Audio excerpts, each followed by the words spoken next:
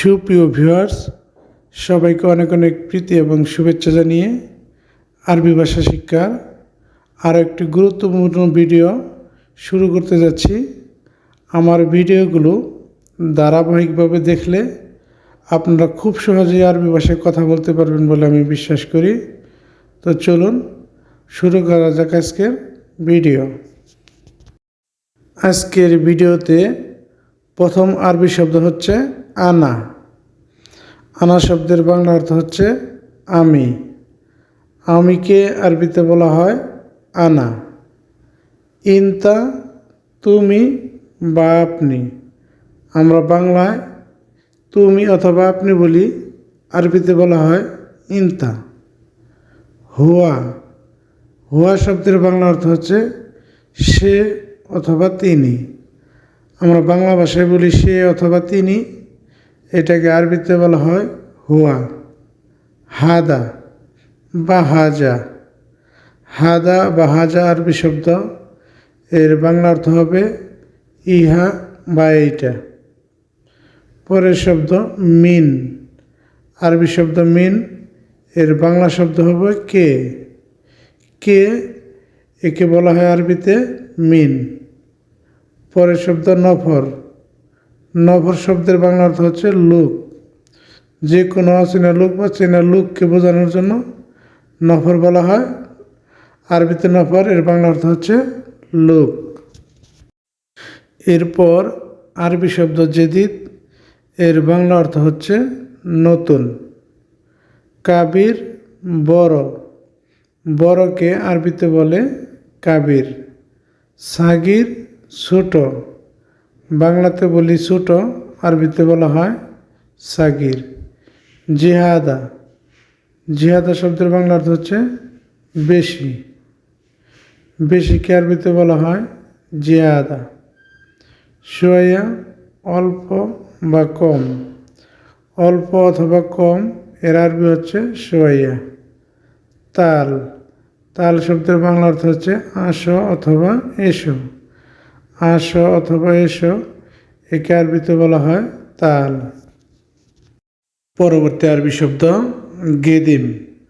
গেদিম শব্দের বাংলা অর্থ হচ্ছে পুরাতন। পুরাতনকে আরবিতে বলে গেদিম। মুসাহাদা। আরবি শব্দ মুসাহাদা, এর বাংলা অর্থ হচ্ছে সাহায্য করা। সাহায্য করাকে আরবিতে বলে মুসাহাদা। তারতিব। তারতিব শব্দের বাংলা অর্থ হবে সাজানো গোছানো। সাজিয়ে গুছিয়ে রাখাকে আরবিতে বলে তারতিব। বারিদ।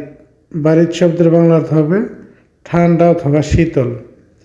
ঠান্ডাকে আরবিতে বলে বারিদ। হার। হার শব্দের বাংলা অর্থ হচ্ছে গরম। গরমকে আরবিতে বলে হার। আরবিতে বলা হয় শুকরান, যার বাংলা অর্থ হচ্ছে ধন্যবাদ। ধন্যবাদ দেওয়াকে আরবিতে বলতে হয় শুকরান। ফাদ্দাল। ফাদ্দাল শব্দের বাংলা অর্থ হচ্ছে আসুন বা বসুনও বলা যায় অনেক সময়। ফাদ্দাল অর্থাৎ আসুন। ইজলিস বসুন। এবার পুরোপুরি বসে যাওয়া, কুর্সিতে কোনো কিছুতে বসে যাওয়া, এরকম অর্থে ব্যবহার করা হয় ইজলিস। রুহ। রুহ শব্দের বাংলা অর্থ হচ্ছে যাও। এরপর এরজা। এরজা শব্দের বাংলা অর্থ হবে ফিরে এসো। ফিরে আসাকে আরবিতে বলা হয় এরজা। বাংলায় বলি চলে যাও বা বের হয়ে যাও, এইটাকে আরবিতে বলা হয় অ্যাঙ্গেলা। ইসমুক অথবা ইসমু। ইসমুক অথবা ইসমু আরবি শব্দ, এর বাংলা হবে নাম। উমর বয়স। বয়সকে আরবিতে বলা হয় উমর। বালাদ বা বিলাদ, এর বাংলা অর্থ হবে দেশ। দেশকে আরবিতে বলে বালাদ। মদিনা। মদিনা শব্দের বাংলা অর্থ হচ্ছে শহর। বড় বড় শহরকে আরবিতে বলা হয় মদিনা। তারপরের আরবি শব্দগুলো হচ্ছে সুগল। সুগল শব্দের বাংলা অর্থ হচ্ছে কাজ। এরপর হাসেল। হাসেল শব্দের বাংলা অর্থ হচ্ছে পাওয়া। পাওয়াকে আরবিতে বলে হাসেল। সাউই। সাউই শব্দের বাংলা অর্থ হচ্ছে করা। কোনো কিছু করাকে আরবিতে বলা হয় সাউই। মজুদ, মজুদ শব্দের বাংলা অর্থ হচ্ছে আছে। আছে এর আরবি শব্দটি হচ্ছে মজুদ। জাম্বু, জাম্বু শব্দের বাংলা অর্থ হচ্ছে পাশে, আশেপাশে বোঝাতে অনেক সময় বলা হয় জাম্বু। পরের আরবি শব্দগুলো হচ্ছে মাক্কিনা। মাক্কিনা শব্দের বাংলা অর্থ হচ্ছে মেশিন। যে কোনো ধরনের মেশিন বা যন্ত্রপাতিকে আরবিতে বলে মাক্কিনা। বতাকা, বতাকা শব্দের বাংলা অর্থ হচ্ছে কার্ড। এই কার্ডগুলো হচ্ছে এটিএম কার্ড, আমাদের যে ব্যাংক কার্ড থাকে, আকামার কার্ড থাকে, এই জাতীয় যে ডিজিটাল কার্ডগুলো থাকে এগুলোকে বলা হয় বতাকা।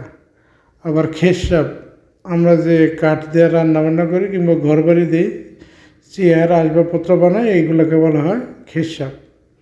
গাউই, গাউই শব্দের বাংলা অর্থ হচ্ছে শক্ত অথবা শক্তিশালী। শক্ত অথবা শক্তিশালী আরবি হবে গাউই। হাম্মেল, হাম্মেল শব্দের বাংলা অর্থ হচ্ছে লুট করা, গাড়ি লুট করা, এই ক্ষেত্রে আরবি শব্দ ব্যবহার করা হয় হাম্মেল। পরবর্তী শব্দ তাকিল। তাকিল শব্দের বাংলা অর্থ হবে ভারী। ভারী কোনো বস্তু বা জিনিসকে আরবিতে বলে তাকিল। খাফিফ, হালকা, ওজন কম, এক্ষেত্রে যে আরবি শব্দ ব্যবহার করা হয় সে আরবি শব্দটি হচ্ছে খাফিফ।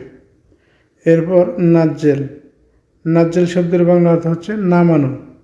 কোনো কিছু নামানোকে আরবিতে বলা হয় নাজ্জেল। তারপর আমি লিখেছি সাওয়া সাওয়া। আরবি শব্দ সাওয়া সাওয়া, এর বাংলা অর্থ হচ্ছে সাথে অথবা একসাথে। লাহালু, আলাদা অথবা পৃথক।